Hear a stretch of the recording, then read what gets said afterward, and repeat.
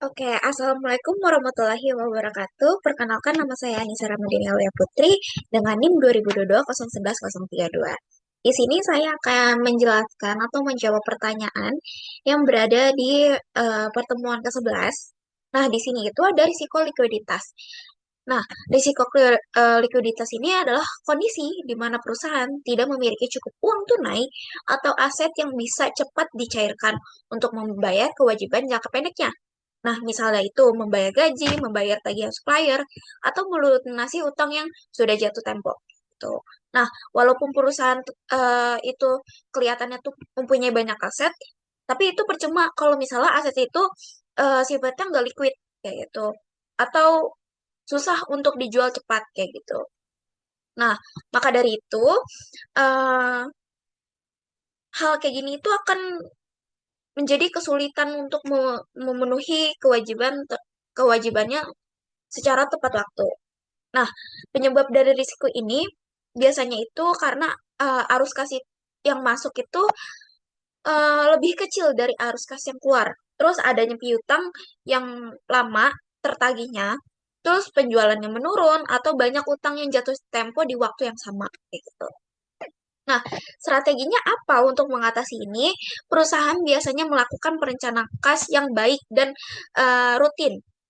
Rutin untuk memantau arus kas, kayak gitu. Nah, kemudian itu menyimpan kas cadangan dalam jumlah tertentu sebagai pencegahnya, kayak gitu. Atau sebagai kayak alternatif untuk kalau misalnya adanya risiko liquid ini, kayak gitu. Terus, mengatur jadwal pembayaran utang supaya nggak menumpuk di suatu tanggal kayak gitu. Terus menyiapkan fasilitas pinjaman darurat dari bank serta menjaga hubungan baik dengan kreditur agar mudah mendapatkan dana tambahan ketika diperlukan. Nah, selanjutnya ini ada risiko pasar. Ini adalah risiko kerugian yang muncul akibat perubahan kondisi pasar yang mempengaruhi nilai aset atau kewajiban perusahaan. Perubahan ini bisa meliputi fluktuasi nilai tukar mata uang, kenaikan atau penurunan suku bunga, pergerakan harga saham, atau perubahan harga komoditas seperti minyak dan logam. Nah, dampaknya ini nilai investasi bisa turun, biaya operasional naik, atau pendapatan yang berkurang. Nah, risiko pasar terjadi karena faktor eksternal yang sering tidak dapat tidak dapat dikendalikan oleh perusahaan, kayak seperti kebijakan pemerintah, kondisi ekonomi eh, global, atau gejolak-gejolak politik kayak geopolitik kayak gitu. Nah, strateginya apa untuk mengatasi ini? Perusahaan bisa menggunakan strategi lindung nilai atau hedging, misalnya dengan kontrak forward, future, atau swap, untuk mengunci harga atau nilai tukar tertentu sehingga terhindar dari perubahan harga yang ekstrim. Nah, perusahaan juga dapat melakukan diversifikasi pendapatan dan investasi agar tidak bergantung pada satu sumber saja, serta memantau perkembangan pasar secara rutin agar bisa menyesuaikan strategi bisnis dengan cepat ketika ada perubahan signifikan. Nah, yang terakhir ini ada risiko kredit. Risiko ini adalah risiko kerugian yang terjadi ketika pihak yang berutang kepada perusahaan tidak dapat membayar kewajibannya sesuai perjanjian.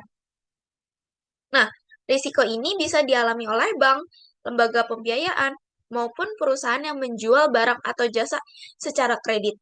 Nah, ketika pembayaran terlambat atau tidak dibayar sama sekali, perusahaan akan mengalami kerugian baik dari sisi arus kas maupun laba. Nah, penyebabnya bisa bisa karena kondisi keuangan debitur yang memburuk, manajemen risiko kredit yang kurang baik, atau tidak adanya jaminan yang cukup.